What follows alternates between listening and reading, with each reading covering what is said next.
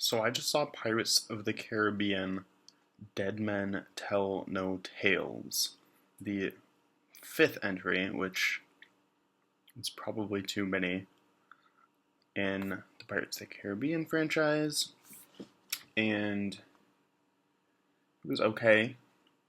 I wasn't blown away, but I really wasn't expecting a whole lot either, because I actually did skip the fourth movie, so I haven't seen all of them. Saw the first three, and I just never really got around to four. It was something that I wanted to see, and then just never did because it probably wasn't that great. But the fifth one was decent. It wasn't as good as the first, of course, but that's mostly, I feel, because the first one was kind of an accident, almost, in how good it was, and then they just tried to ride the success of that, and that never really works out because they gave, probably because in this case they gave Johnny Depp too much control over his character. In any case, just some thoughts on the movie. The opening scene was kind of odd. I guess I shouldn't say opening. Like the first, when you're introduced to Jack Sparrow, because the opening is. Let's talk about the opening, actually. There's a kid that goes out in the boat, and he, for lack of a better word, dives underwater, I guess. He sinks himself, and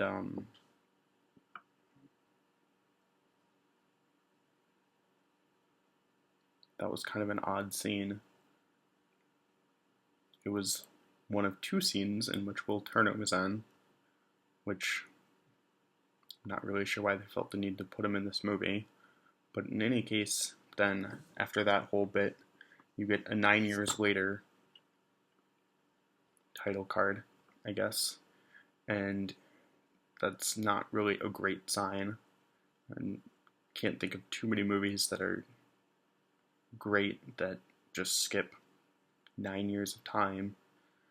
But in any case, when you get introduced to Jack Sparrow, they're robbing a bank, I guess, and it actually reminded me a lot of Fast Five, except this time they're using horses, and instead of just hauling around the safe, they accidentally pulled the whole building, so that was obviously a little over the top and ridiculous. So that was, it was an interesting sequence. It just felt really, really silly.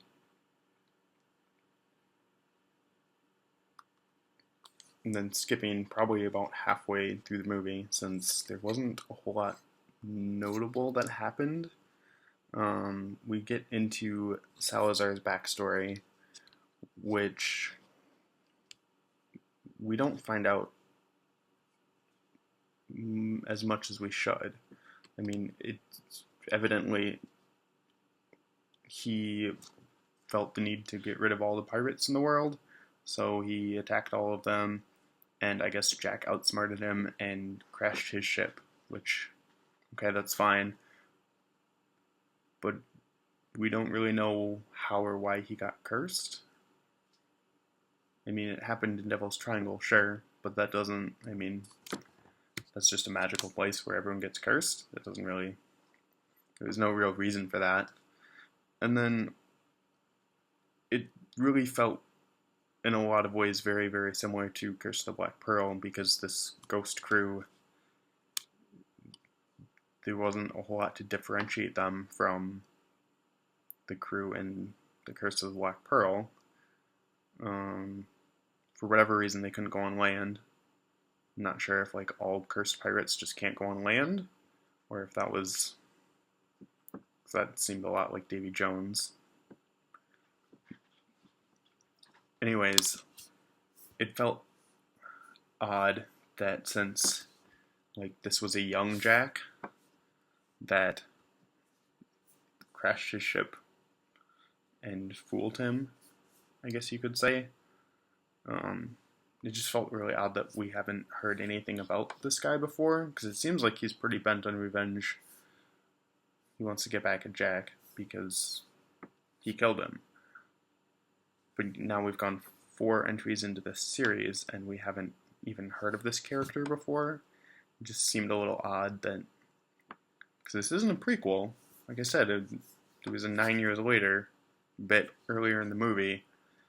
So apparently he's been semi-looking for Jack for 9 years, but it never came up before. The part just seemed a little odd.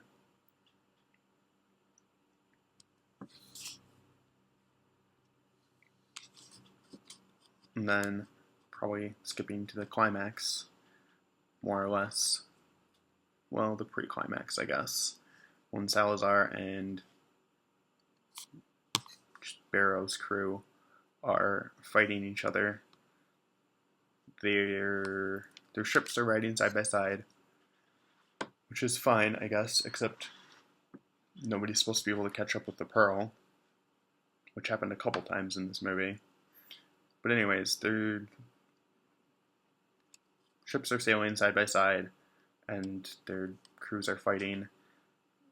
I'm sure there's a name for it, but I don't know what it is. Whatever sticks out in the front of the ship, the statue, I guess, for whatever bizarre reason, just came to life on Salazar's ship. Like, it just... There was no real explanation there. There was nothing that... I think there was a flash of lightning, and then he just started moving. And it was... For a second, I actually thought it was Poseidon. I thought that was... Like, they weren't going to find an island, and that was Poseidon, and he was there with his trident. But no, that was just a thing, I guess. And then lastly, if you stuck around for the post-credit scene, there was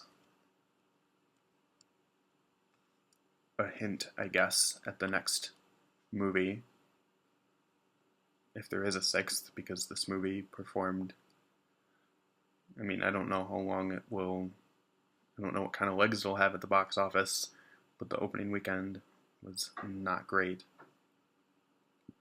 And anyways, in the post-credit scene, they kind of teased Davy Jones as the next thing?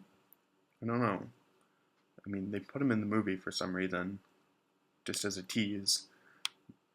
But that just kind of brings up a couple questions. Like, first off, why would you go back to using Davy Jones as the villain when he was already there in 2 and 3, and you've kind of run the course with that story?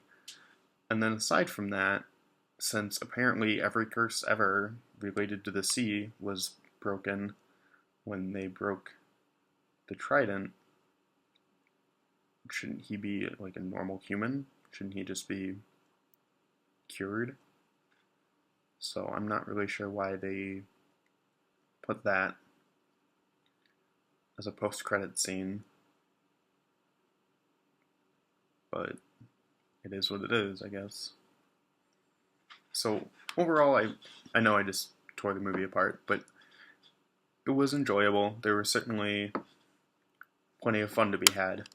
It felt like Jack Sparrow was a little more restrained than in some of the sequels, and so it wasn't just a completely ridiculous character.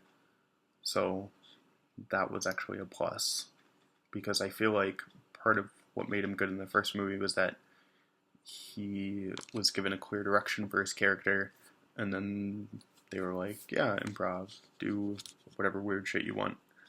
But they actually had a character written rather than basically